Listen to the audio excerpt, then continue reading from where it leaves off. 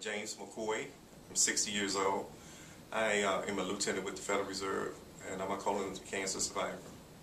My name is April McCoy, and I'm 29, and I'm James McCoy's daughter, and my dad is a colon cancer survivor.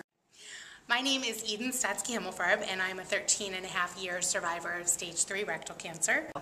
Hello, my name is Kevin Lewis, and this is Katie. Our family has a long history of cancer.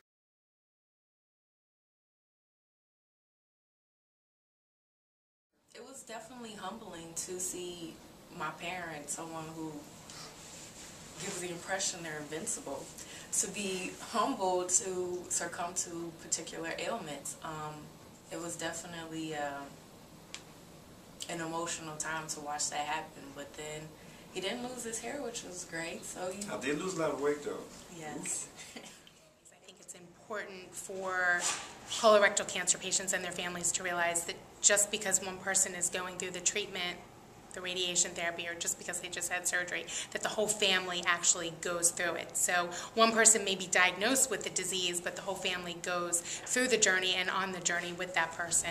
Every year I have to have a colonoscopy so that we make sure that the polyps that I've had don't turn into cancer. And that's an important part of survivorship. And Katie gives me all the reason in the world to make sure that I get that colonoscopy every year. Because being diagnosed with colon cancer, cancer period, is really scary. And to find that you're in an environment with everyone else who in some way is touched by, whether it be an actual colon cancer survivor, someone who actually is going through what you're going through, or family members, it definitely makes you feel like I'm not the only one. And it kind of makes you feel like, okay, well maybe I am now normal because I've been diagnosed with colon cancer. So it's definitely a great way for you to get resources, make some new friends.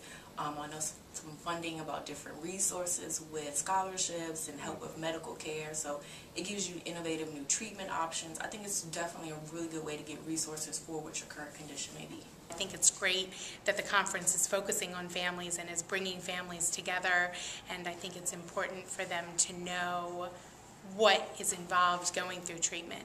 I also think that sometimes being a caregiver is harder than actually being the patient.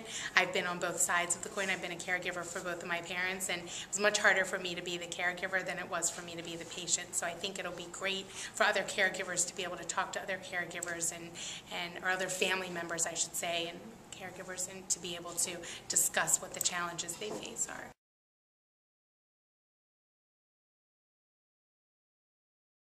The colorectal cancer is preventable, treatable, and beatable. It is not a death sentence. We can treat it, we can survive it, and there are things that there are treatments that can be done. Maybe if it's not at the hospital that you're at, it can be done somewhere else. So just never give up the fight, never give up the hope.